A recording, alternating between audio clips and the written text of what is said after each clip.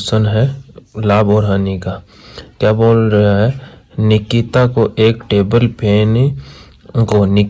Table fan को 840 रुपये में बेचने पर उसे 20% का लाभ होता है। यानी एक टेबल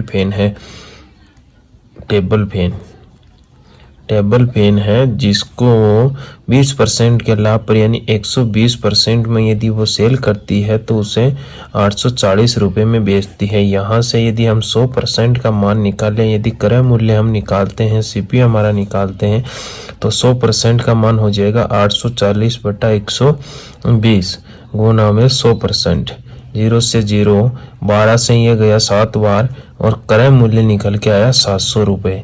यानी उसने खरीदा कितने में होगा, 700 रुपये में। फिर वो बोल रहा है एक दीवार घड़ी को वह 1008 रुपये में बेचता है तो उसे 12% का लाभ होता है। यानी एक घड़ी और है दीवार घड़ी, इस घड़ी को यदि वह 112% में बेचे यानी खरीदा है उससे 12% के लाभ पर यदि वो बेचता है तो उसे 1008 रुपये में बेचा जाता है। यहाँ से यदि हम इसका क्रय मूल्य निकाले, 100% का मान निकाले घड़ी के 100% का मान, तो 1008 बटा 112 गुणा 100, 112 का 9 गुणा 1008, तो यहाँ से इसका क्रय मूल्य है 9 गुणा 100, 900 रुपये। यानी उसे खरीदा टेबल फैन को 700 रुपये में और घड़ी को 900 रुपये में खरीदा।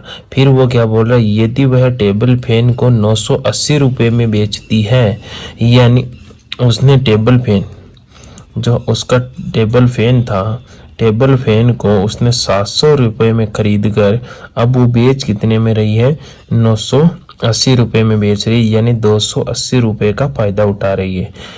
फिर बोल रहा है घड़ी को किस न्यूनतम कीमत पर बेचेगी ताकि उसे पूरे दोनों सौदों में ना कोई नुकसान हो और ना ही कोई लाभ हो। तो उसे नुकसान नहीं होना चाहिए, बराबर होना चाहिए।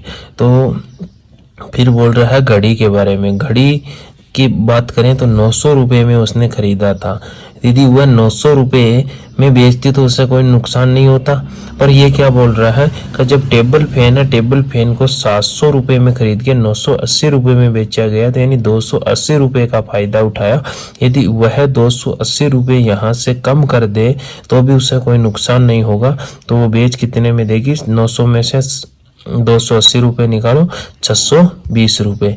आंसर कितना हो जाएगा, 620 रुपये में यदि वो बेचे तो ना उसे कोई लाभ होगा, ना ही उसे कोई हानि होगी। ये 620 रुपये आंसर।